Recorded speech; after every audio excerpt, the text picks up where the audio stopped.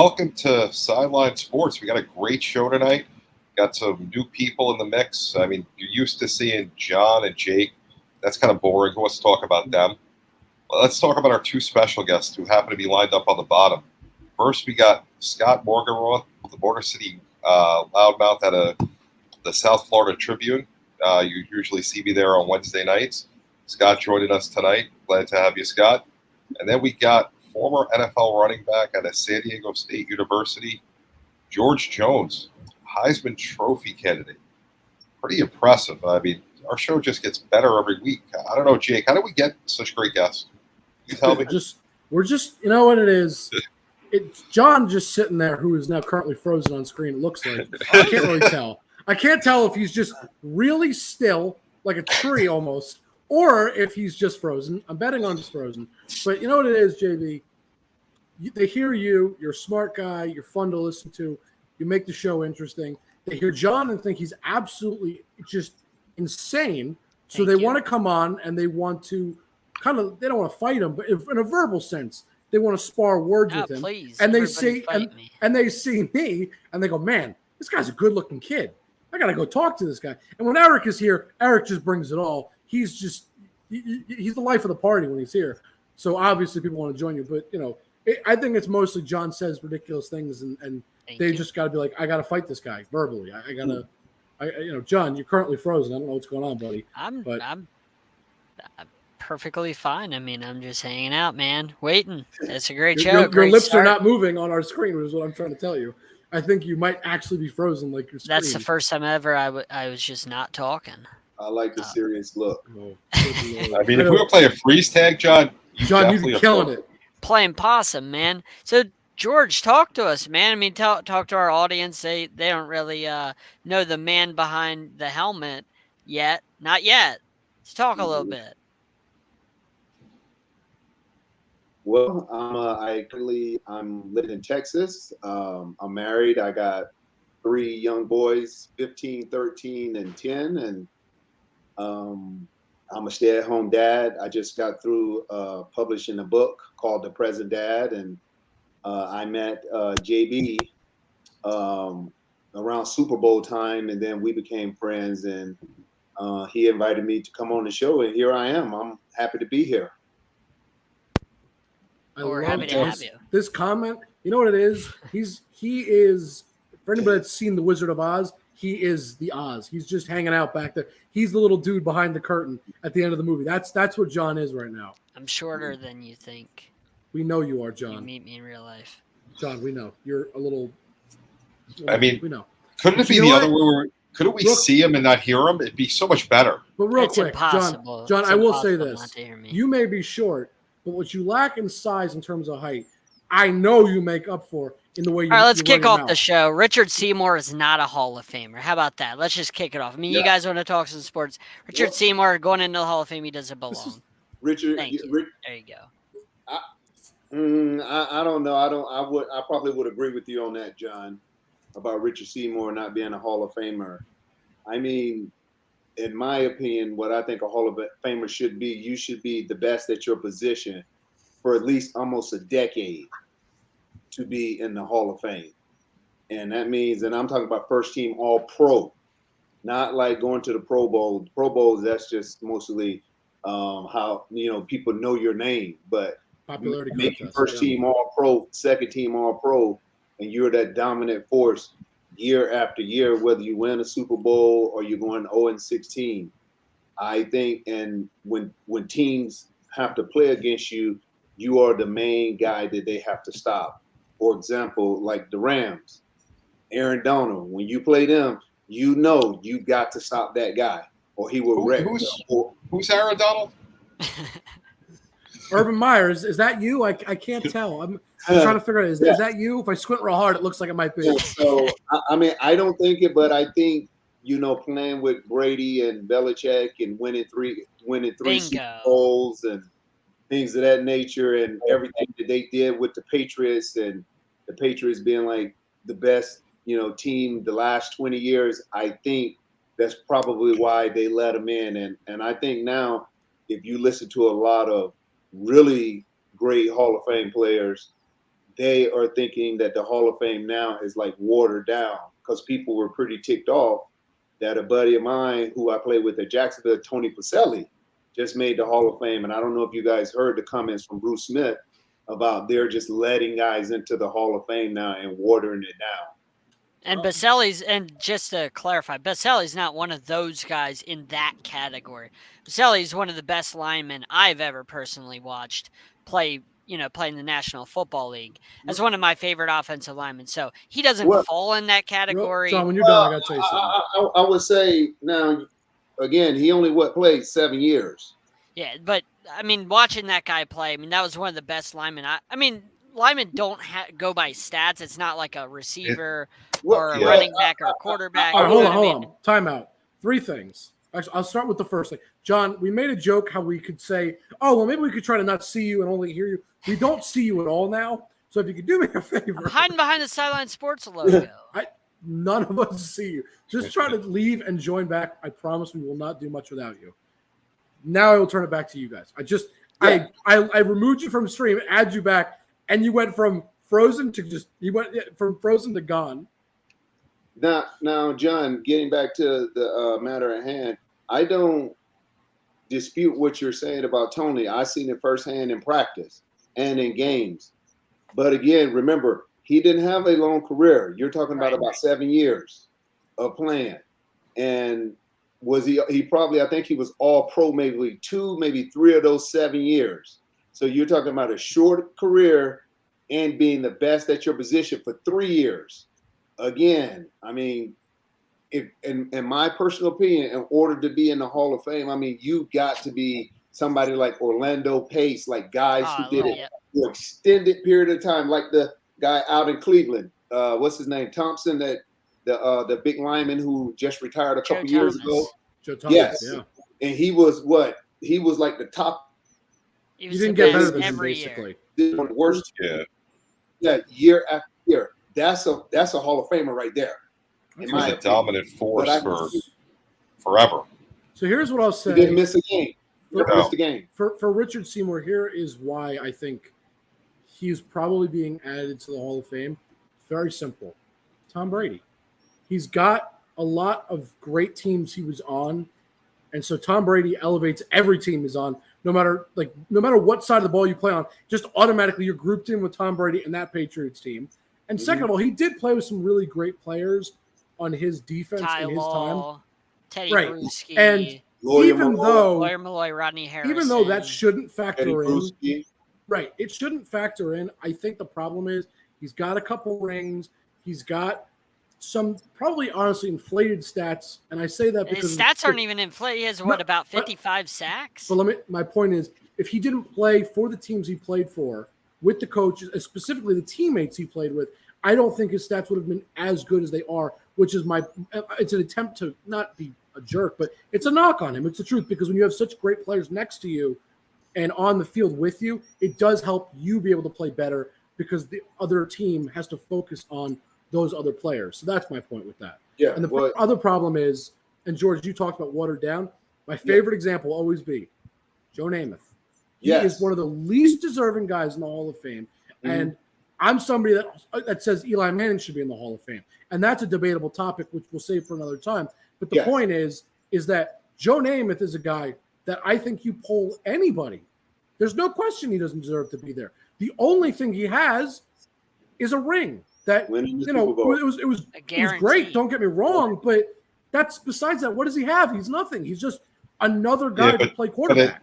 But a guarantee to win a Super Bowl when how many point underdog were they? I get it. In New York. I'm saying that is the only reason he is in the Hall of Fame. There's nothing else on his resume to say, oh, yeah, he should be in the Hall of Fame. Absolutely nothing. If I'm not mistaken, he has more interceptions than touchdowns. Sure does. Yes, he does. I know he does. I know. So let me ask you guys this question, okay? If you're in Miami like I am, okay, ever heard of that guy called Dan Marino? Okay, he had a lot of numbers. Don't say that in front of John. No, I don't care. It doesn't matter. We're in trouble. I gotta go. Feeding into his ego. Yeah, I'm sure. I know. One of the few things I've said so far, but I'm just getting warmed up here. Diamond Mountain Dew kicking in very nice. Thank you. But these 60,000 yards, don't you think he probably want that thing called a ring? Because how many times have people gotten on Danny's, we're not talking isotone or gloves, whatever. I don't know if that's a sponsor or conflict here, but, I'm sure he wish he had that thing called a championship ring. Bear in mind, when Dan went to the Super Bowl early in his career, everybody thought he'd be a regular visitor there, but he wasn't. So, I understand you're talking about Richard Seymour. I get that.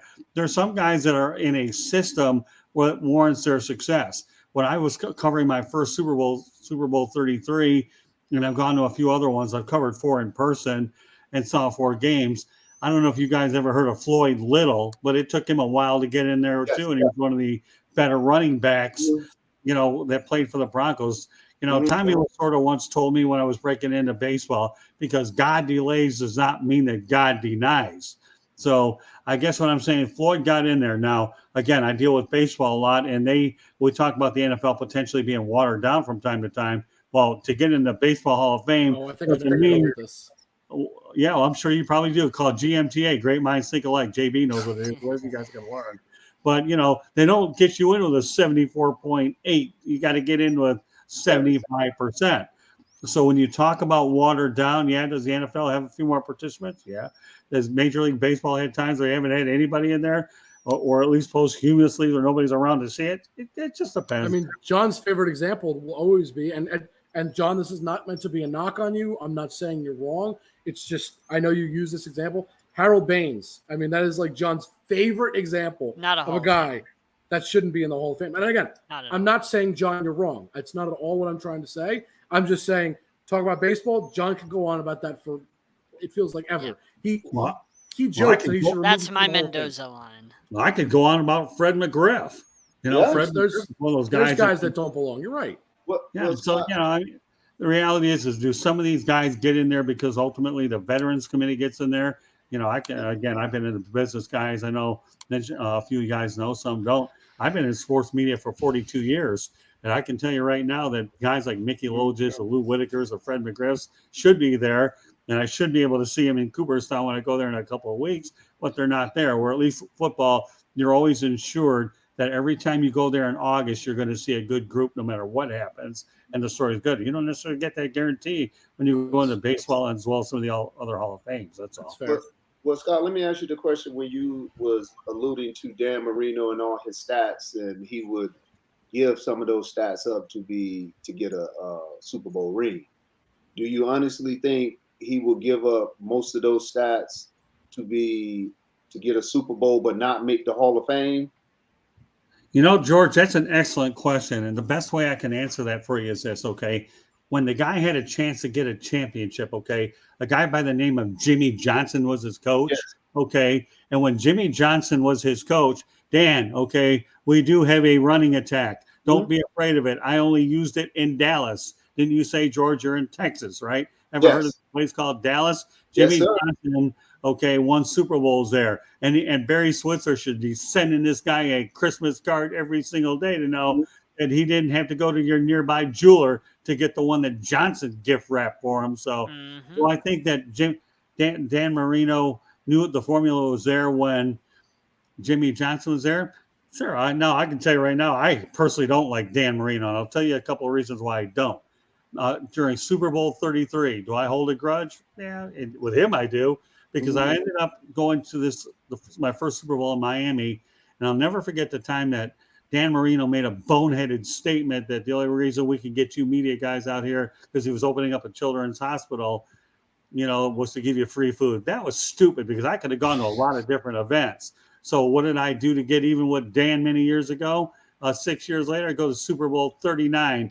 And boy, how ironic was it that he ended up getting into the Hall of Fame at the same place where he got waxed 62 points for whatever. And when I reminded him, by the way, Dan, hate to bring this up, but remember the last game you played here? Well, I kind of like to think I'd forget about it until you brought it up. Well, shame, Gomer Pyle would say. I'm loving this. I like watching John have to deal with this. I will piggyback off that, Scott, because I think that was his last year. I was in Jacksonville, and we beat them in the playoffs. Like my buddy Fred, first play of the game, 90-yard touchdown against them with Jimmy Johnson and Dan Marino was there. I think that might have been his last year. Yes, sir. In the That was his NFL. last game. Yeah. You ever heard of Jay Fiedler? Okay, Yeah, not I don't Jay think Fiedler on the roof. he was at Jacksonville with us before he went to Miami. Exactly. That's my Yeah. point, George. Again, Yeah. now we're putting you in the GMTA category. Great minds think alike. Jay Yeah. Fiedler probably is a guy that, to me, probably got no credit, and he was a pretty good quarterback even when he went to Miami. But poor Dan, okay, it's a shame John it doesn't didn't like work this. out in NASCAR. No, he was a terrible quarterback. Scott, I would tell you, and from my being around a lot of professional athletes and really, really good ones who are first ballot Hall of Famers and top 100 players, I can tell you 99% of them would say they will prefer to be a first ballot Hall of Famer, a top 100 player over a ring. Okay, well, that's them. You ever heard? I covered the Miami Dolphins guys. Okay, back in the early '80s. You ever heard of a guy named Mark Duper, Mark Clayton? By the way, I wrote stories on them. Of course. You ever heard of Mark? Grew up on them. You want to talk about throwing the football? The guys that know how to do that thing called catch it. Okay, Yeah. This is what JB has to deal with every McDuffie. Wednesday when he's with me. So the L animated. Now I'm getting warmed up here. So here we have a good audience out here.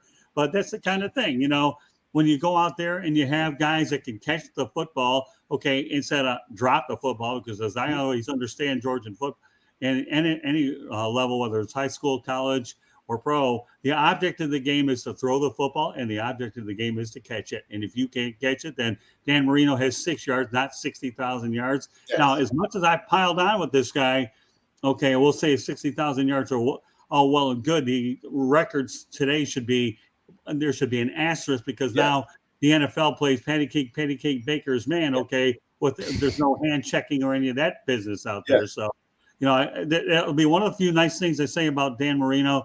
But yeah, he would have been a first ballot Hall of Famer whether he won a ring or not. Because the thing I remember what Don Shula used to tell me a long time ago, and I saw it watching him a fair amount of times, is I've never in all my years of covering this game have seen a quarterback go out there and have a quick release and avoid the sack better than Marino. So I always come to the old school that you give credit where it's due. You are just making John so happy the more you talk about how great Dan Marino was. Correct the quickest release, but if you look at the statistics over all the quarterbacks in the history who got sacked the most and got sacked the least, he wasn't the number one guy.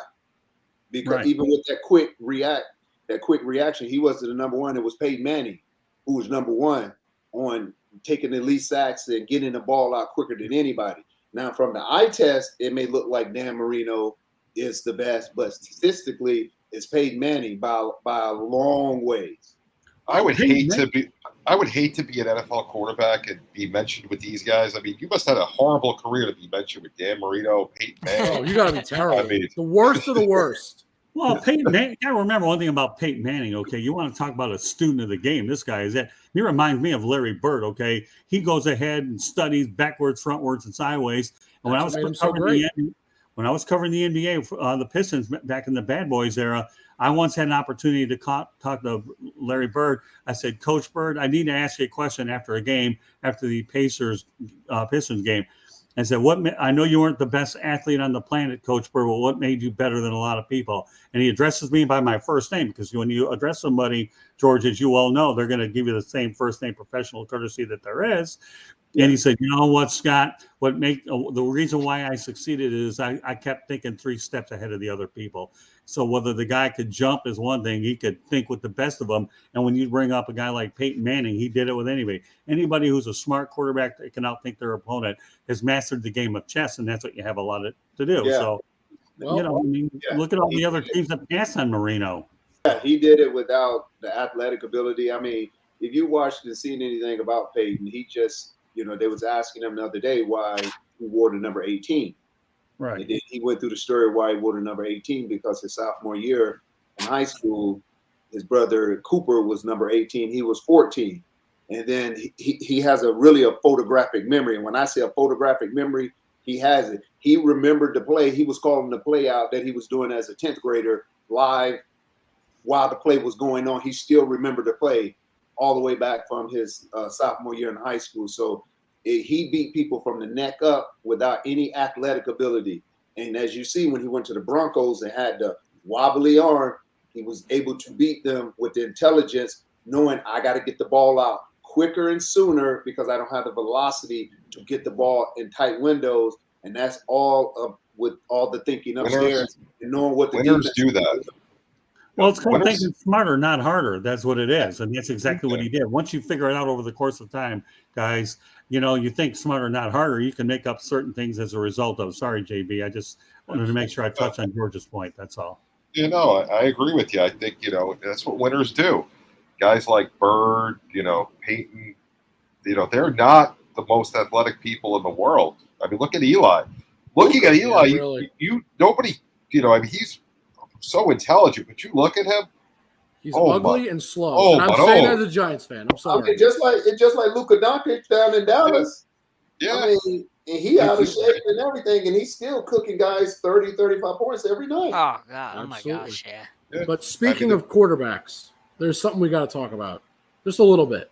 Baker Mayfield. I mean, I don't like to talk about him, but we have to. He garners enough to be spoken about. I figure, this is the recap of the week, guys. So what's your question, Jake? Oh, there's no question. I just want to discuss this because personally, what is it to discuss? How dumb Cleveland is that they're going to have no quarterback in a couple of days? What is it to talk about? JB, I dispute that. I think that this thing is going to be different than what most outsiders think, because if Deshaun Watson was going to get in as much trouble as people say, man, we would have heard leaks and stuff from that. And it's been reported that the NFL, offered 12 games. Now, that means he would have come back for the last, 5 games, 4 games, 6 games? But he said, no, I don't want that deal. So that must be something with the Player Association and with the person who's the arbitrator over this, that he may end up playing this year sooner than most people think. So, guys, let me ask you guys a question. How many commandments are there? 10. There's 10. No, there isn't. There's 13. You know why there's 13? Okay, you were probably wondering where this is going. Now, I can only imagine. I got 3 good ones here. I'm telling you, Moses wouldn't have come up with them way back when. Okay. Thou shalt not overspend. Thou shalt not get caught. And thou shalt put thy foot on the ground, not thy mouth. Okay. But Moses didn't know about those 3 then. Hello. Welcome to 2022. So go figure. And that's the one. And commandment number 13 is the one that Baker Mayfield seems to violate the most. Thou shalt keep thy foot on the ground, not thy mouth, a la social media. Okay. You get the drill. Okay. So now all of a sudden you have a dysfunctional situation in Carolina where, by the way, you have the number 1 player in the draft and the number 3 compete for 2 spots. And if that ain't any good, you draft another quarterback. And then PJ Walker will be somewhere. For all I know, PJ Walker might end up in Cleveland. You never know. I mean, I've seen crazier things happen in this league over the course of time. And if you hear that PJ Walker goes to Cleveland, you'll know you heard it from me first on this incredible broadcast. Well, Scott, what you said about Baker, wasn't that what everybody was so excited about him? That he wore his everything on his shoulders. He was that fiery guy who was cut and had to walk on and do this and that. He's been that same way. So when he's winning a Heisman and doing well, it's okay. Because remember, he, did the crouch grabbing when he was at Oklahoma and everybody let it go because he was winning. So now when you get in the NFL and you start losing and then things go bad, now everybody look at that as a negative. But before that, everybody was like, see that he lived on the edge like that because he needs that. He got that chip on his shoulder because when he was at Texas Tech, the coach wouldn't let him play because of Patrick Mahomes and da-da-da-da-da. Now it's coming back as a negative on him now. When everybody looked at it as a positive, when he played like this season with like those 5 games with the torn shoulder and trying to tough it out. Well, there's a fine line. When you do that, there's a fine line. When you're winning, you get away with it. When you're losing, nobody wants to hear it. And, true. When it comes to Cleveland and the Jets are the 2 teams, no matter what they do, it's just a disaster. So it's always a mistake. I don't see how this works out good. I want to see Watson play. He's a tremendous talent, but if he did something wrong, Well, if he did something wrong, I don't want to see him play though. Yeah, but you're talking about a fleece job. My God, $230 million and $9 million draft choices. Please, man. And here's the thing. Okay, Baker Mayfield didn't think Odell Beckham Jr. was any good.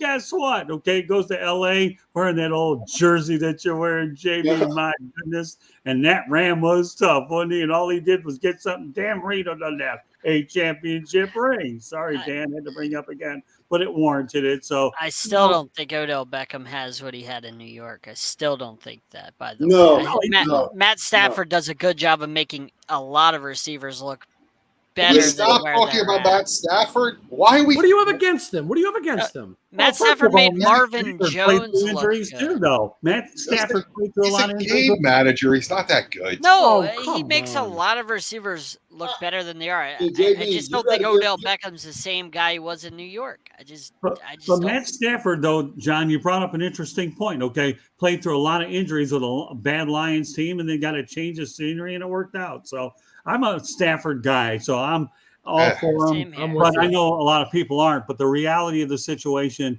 regardless of what quarterback you like the most, you're only as good as your receivers. And when Baker Mayfield didn't think Beckham was any good, and he found a home out in Los Angeles. LA. I mean, Eric Garber is one of the most underrated wide receiver coaches on the planet. And to me, here's a guy that should get a head coaching job if he ever wanted it, because of his energy and intellect and his ability to communicate with coaches. How did I get on him? I don't know. Sometimes I never know how I get on anything anymore. But the What were reality you going to say, George? I mean, JB, you got to give Stafford a lot of credit this year, because when it was in the toughest game of the season against the Tampa Bay Buccaneers, when the time was about to run out and they needed to go down and kick that field goal to win the game in regulation, he stood in the pocket knowing it was an all-out blitz and stood there. Oh, he's a tough guy. Got open, and that's how they won that game. And they say he was the one who decided not to take a timeout to let them like substitute and all that. So you got to give him a lot of credit for that game. He's Super Bowl. He's tough as nails. Listen, I just don't. I think he's given more credit than he should. You know, I don't know. He's not my guy. Anyway, But back to I Baker, respect though. him. Back to Baker. Yeah. For me, I don't know why they traded for him, though. I don't understand. Because it's Carolina. Why not? Why not? You gave up. You just nothing wasted all for those draft picks on Sam Darnold. What is your end goal with all this? I don't understand. Because If you have Baker's ceiling is a lot higher than Sam Darnold's ceiling. You're missing what I'm saying. If you wanted Baker so bad, should have traded him from last year. Should have tried to do it. But Should have traded for value Sam was Darnold. higher last What is year. John, But you're missing the point I'm still making. Jake, what is the point of having those two quarterbacks? What does it do for you? Nothing. Jake, I would say, Jake, they're not paying the whole $18 million that they owe him. They're only paying $4 million. That's less than what a backup quarterback makes these days. So let's just hypothetically say that the guy who was drafted their third overall in that class wins the position and he gets hurt. And then you got a guy now who has played in big, meaningful games, has something to prove, go in there and keep the ship steady. Because it didn't cost them a lot. It cost them a 4th-round draft pick, which they don't always pan out in the draft. And you're only paying $4 million to a backup with the going rate today is like $10 million. So it's a win-win if Baker ends up helping the team win 1 or 2 games. Well, bear in mind, though, you have these two guys, okay, with a quarterback competition, which will push one or the other to begin with. And then you also have them on expiring contracts. So while you have Darnold and you also have Baker Mayfield on expiring contracts, there's still P.J. Walker, which you don't know what's going to happen there, and Matt Corral, who's going to be in a quarterback room there. So you don't know how this thing's going to play out. And these guys are on contract years, who's going to get paid next year. So it'll certainly make an interesting quarterback room, to say the least. And you're right, George. I mean, they got him for next to nothing, a 4th-round draft choice, with Cleveland paying a lot of the bill. And by the way, if by chance he goes ahead and beats Cleveland, well, Browns, it was nice to go ahead and beat you, and you paid me for a lot of my money. Boy, how sickening is that? First of all, P.J. Walker's terrible, so nobody's worried about P.J. Walker going anywhere. Like, they can cut him, and nobody's going to jump in line for that. Baker Mayfield's going to have the job. Like, let's be real. We saw what Sam Darnold was last year. That's what Sam Darnold is.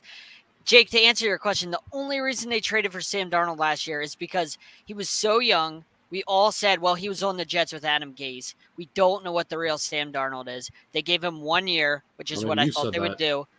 He was terrible. He had 4 games. The first 4 games, I think he had like 7 rushing touchdowns.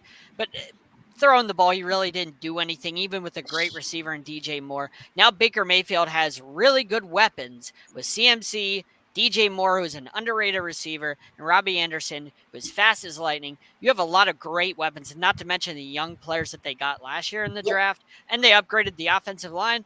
It's a dream for Baker Mayfield. And they got the running back. The running back is back now. He should be healthy. Yeah, CMC. So like my question though, Baker's in a great spot. So there's 2 ways of looking at it. Are they a playoff team right now? Yes or no? I think it's very possible in the NFC. There's not a lot of great teams wild card wise to contend with. Well, John, I was saying that division. You got Tampa. They're not going to beat Tampa for the division. No. And then you got probably the Saints. The Saints probably are better than them, in my opinion, if Jameis Winston could come back and play even somewhere close to where he was playing before he tore his ACL.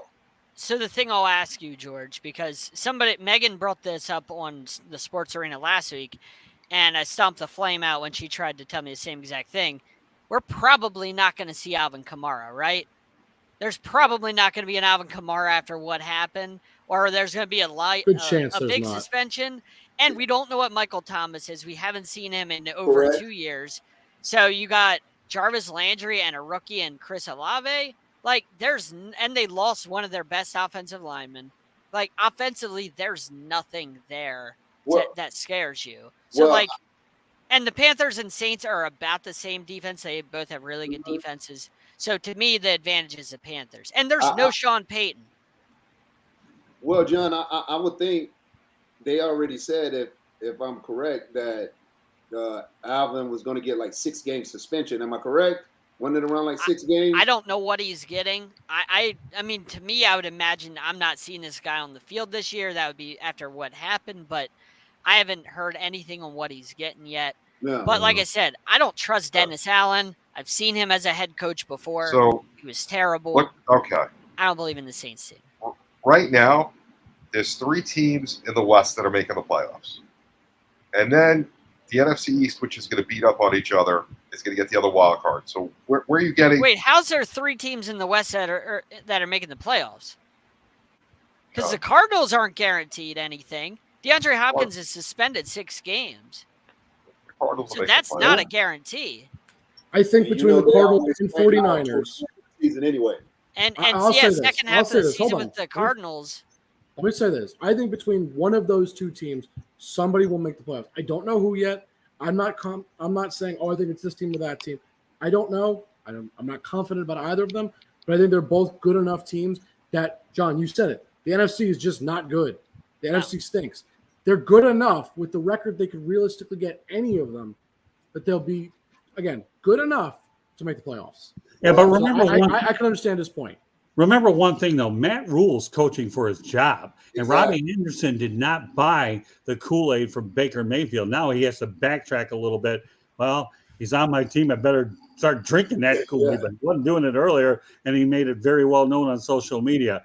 And to backtrack there, I don't think 3 teams from the NFC West are going to get in at all. I mean, tell me who's playing quarterback for the Seattle Seahawks. We already know that's a dead end. Yeah, right. They're the one that's not going anywhere. Right. So we've got this thing called Abbott Costello. Who's on first? What's on second? Okay. So now we're talking about the Seattle quarterback. And of course, we all want to think Trey Lance will be pretty good for the 49ers, but we really haven't seen a lot of extended action.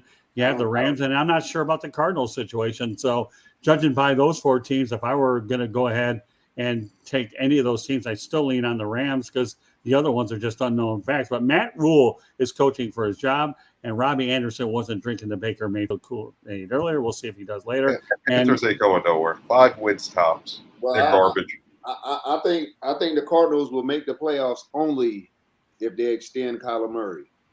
If they don't extend him and he's disgruntled, I mean, the season would just be a disaster because he's not going to really want to play, and he's not going to hurt. That's fair. So I don't. If he doesn't get the extension that he wants, and you see the history of the coach, at about week 9 they start to. He's horrible. He's horrible after the season.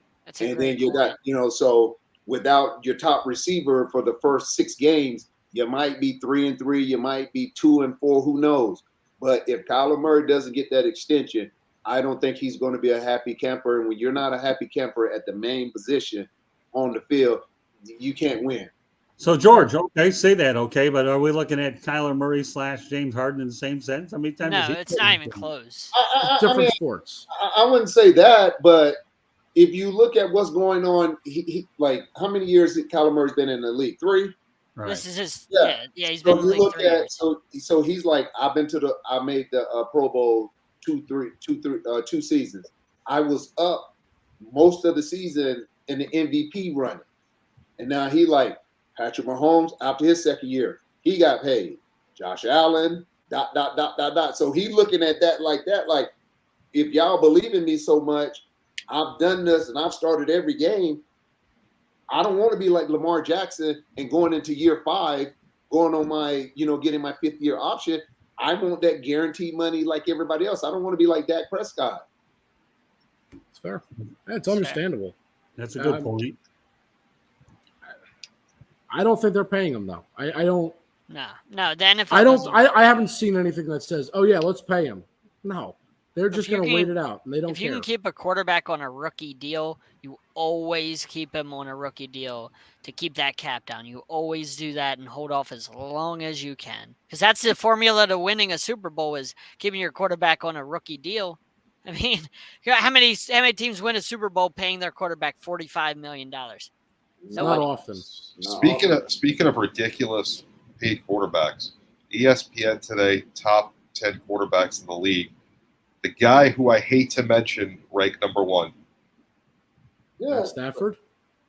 No. No. The guy I hate to mention mention. You hate to mention a lot of guys. Yeah, No. There's a huge difference. Stafford I respect. Okay. Then it's Aaron Rodgers. Then George is definitely Yes. right. It's Aaron Rodgers, no doubt. Yes. So is that correct? Is Aaron Rodgers the number 1 quarterback in the NFL at this point?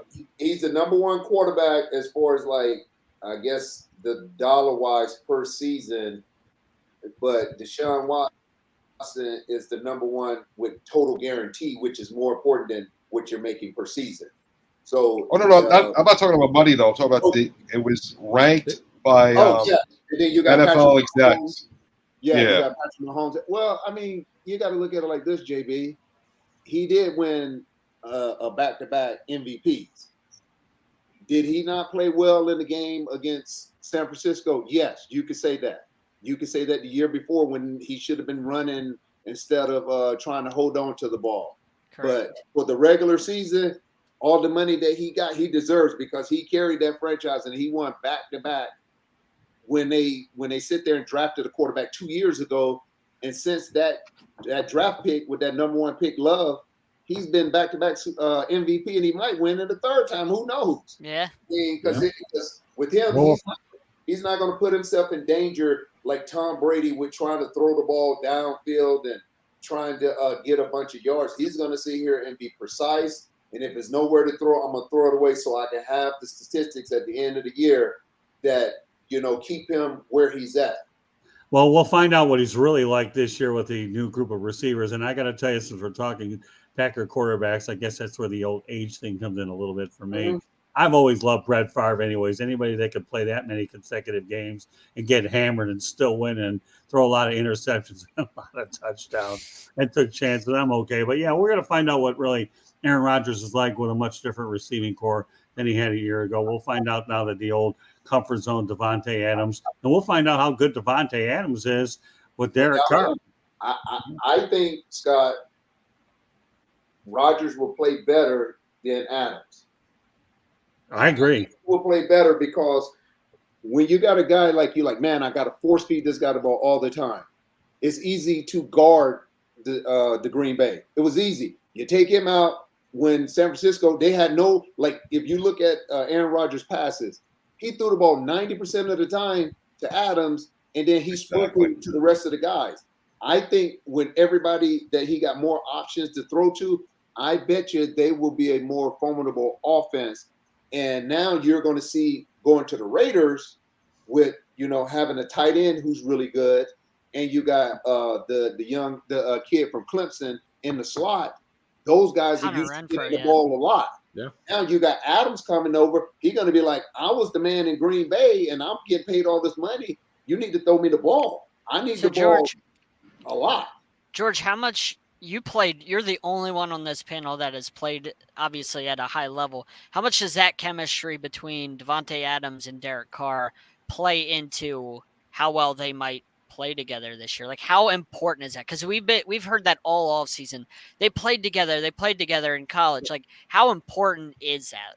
Well, I'll give you an example, and I'm pretty sure everybody know when Peyton Manning was at Indianapolis. Before every game, he would have him and all the wide receivers, and he would throw about 200 passes before the game. Then they'll get ready for the game. That is very important because Aaron Rodgers threw a different ball than the guy out in the Raiders. Derek Carr, yeah. Derek Carr, right. It's not enough time to get yourself prepared for that coming right in.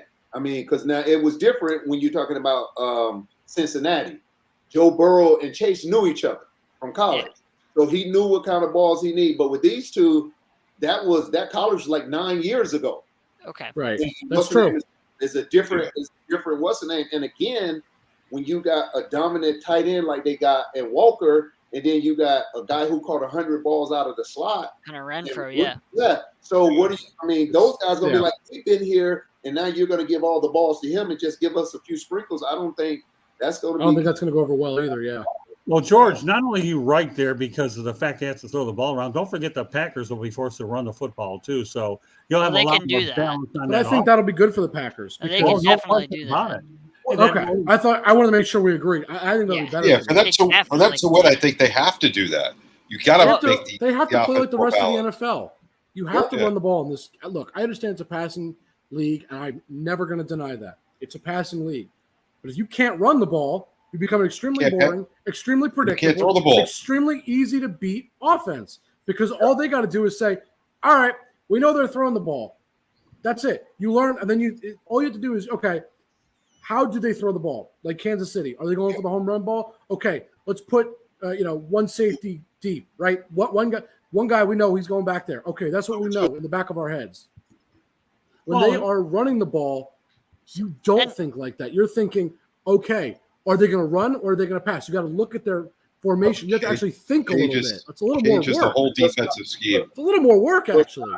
But Jake, are you old enough to remember the run and shoot offense? I know you are, George. You had Miles Davis, you had June Jones running it, and they were throwing it all over the place. Yeah. And I remember many years ago when Miles Davis was with the Detroit Lions, they employed that offense with all these guys, and they lost football games because they had no running back, but you had 5 wide receivers wide open, and the last one that gets the ball ends up winning because your defense is so tired and you're in a track meet called a football game. That's a great point.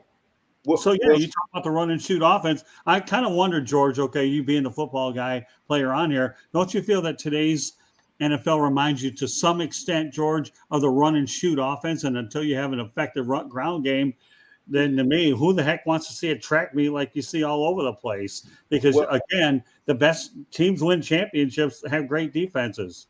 Yeah, so, let me answer one question before I get to this one. Remember what we was talking about with Adams and the Raiders.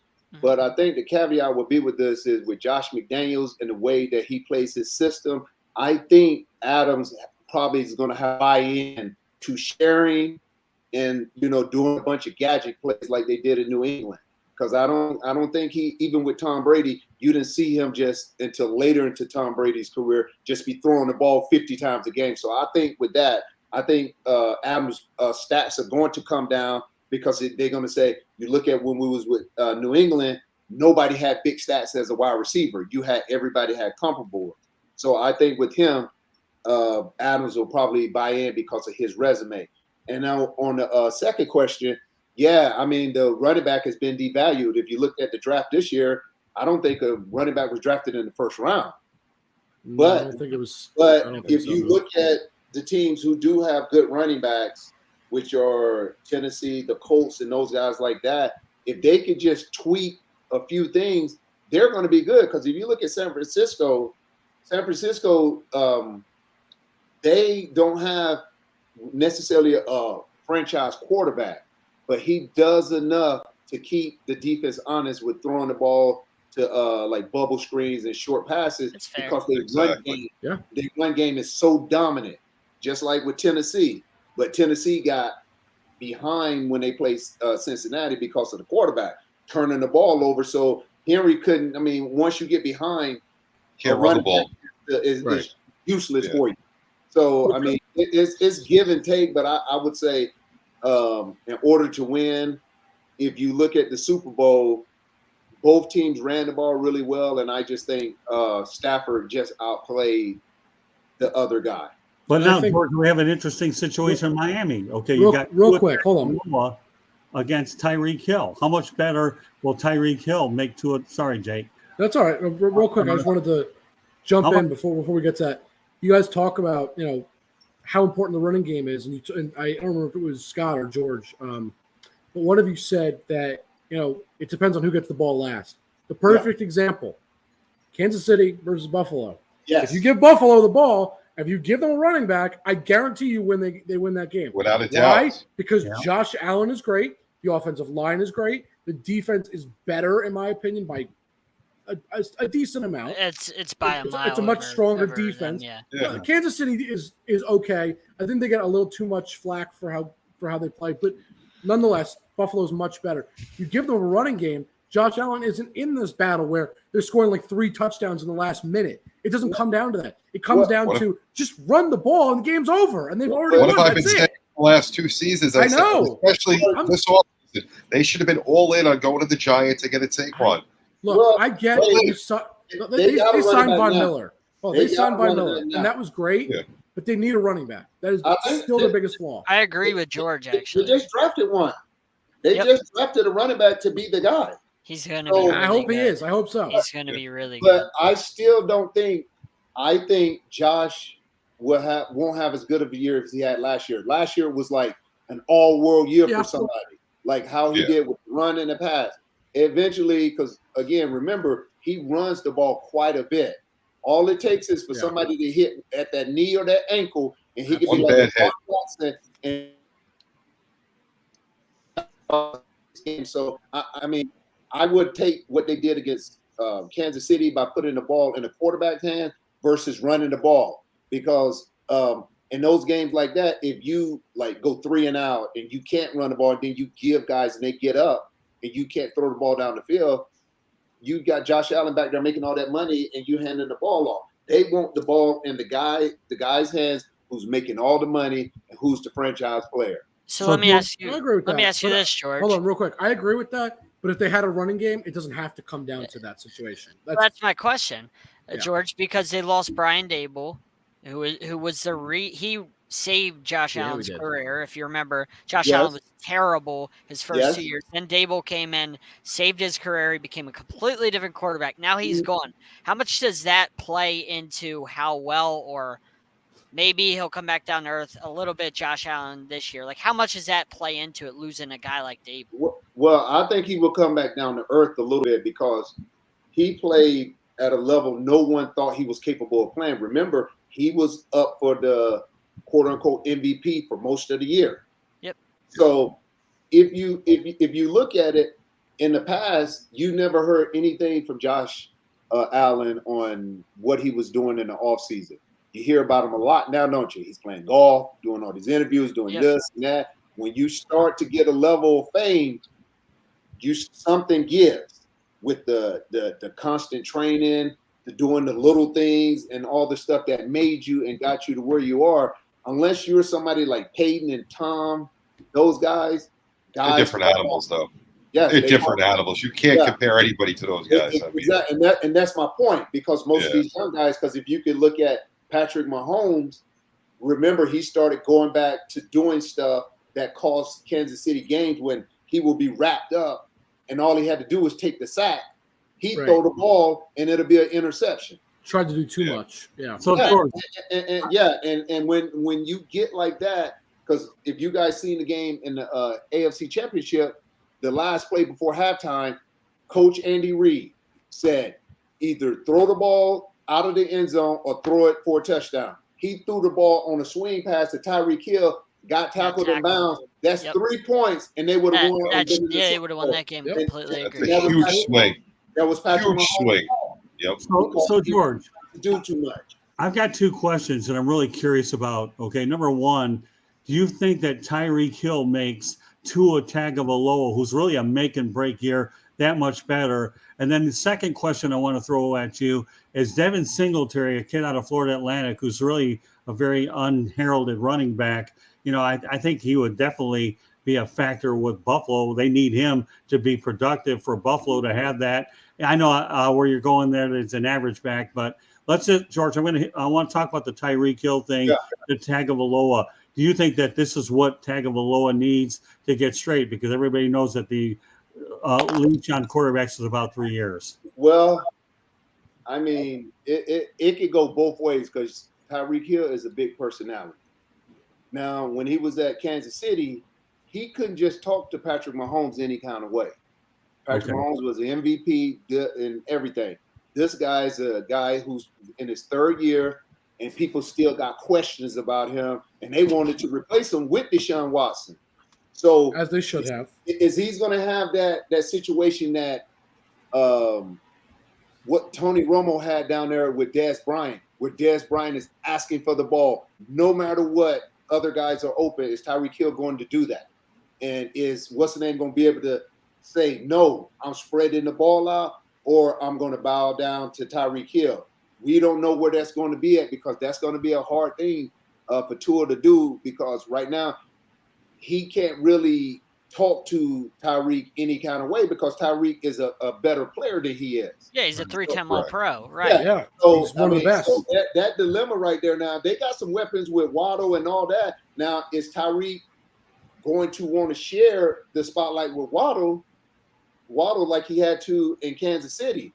Because he wasn't the highest paid receiver or the highest paid player on the team in Kansas City. Now he's the highest paid receiver, the highest paid player on the team, the most visible, and the most experienced. So he's going to justify that he should be getting majority of the catches and the ball and scheme to throw to him.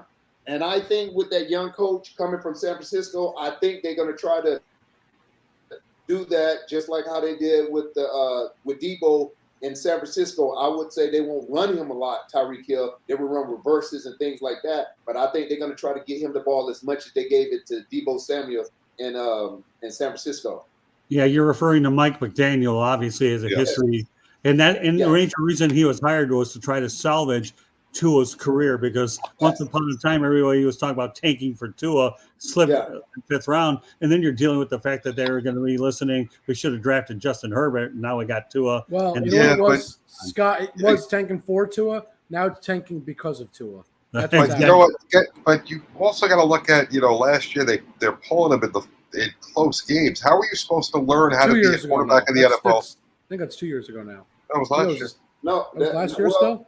Okay. Well, I didn't think the head coach really wanted it. Nope. I think that was like probably because the head coach wanted Justin. The head coach wanted Justin, but he got overrode by the higher ups. By Greer, when he came in, Tua was already against the 8-ball. Like any mistake or anything that you can learn, I'm going to hold that against you because I wanted Justin. And now it's right to want him. Yeah. And how he's flourishing. And they like, man, that should have been down here in Miami if we would have went with the head coach's decision instead of the higher ups. So Tua is going to have a lot to prove. Is he capable of doing it? I would say so, because remember, 7 years ago, national championship game, Jalen Hurts wasn't getting it done. And Nick Saban said, Tua, go in there and bring it home. And he brought it home as a true freshman in the biggest game of the season. So I think Tua has the tools to do it. I just hope that they give him the opportunity and everybody in the team buys in the organization to support him, whether he's doing bad or not. Keep supporting him, and so that you don't have to look behind him every time perception that he's going to get benched. Yeah. Well, only time will tell on that. All right, gentlemen, we are running short on time, so we're going to go around in our little circle. We'll start with Scott, and then we'll go to George, up to JB, and across that screen.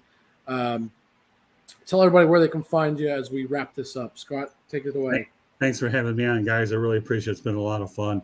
www.southfloridatribune.com. Glad to be partners with Sideline Sports. Follow me at Tribune South, and more importantly, please subscribe to our South Florida Tribune YouTube channel. Lots of great shows there. Guys, it's been an absolute pleasure being on. Look forward to being on with you guys. You're all class acts. Great. Absolutely. Always appreciate you coming on. George. Well, I don't have a lot of social media. I gave it to my son because we have the same name. So I gave all that to him. But I can say I am ecstatic to be on with everybody tonight. It was exhilarating to just talk sports when you're around kids all day. You know, I talk sports with my kids, but I can be found at www.thepresentdad.com, my book on fatherhood, or my foundation, www.thepresentdadfoundation.com. So All right. again, I am ecstatic, and I'm looking forward to continue doing this with you guys. We love having you both. We appreciate it, George. First of all, thank you, Scott, for being here. Great working with you. Thank you, guys. George, really glad that we met on LinkedIn. We became friends, and I'm glad that you joined us. You know, hearing about the game, we can all talk about the game, but you've played the game at that level, so it's a different way of looking at it. And we appreciate you being here talking with us. You're a great guy. You know, love it.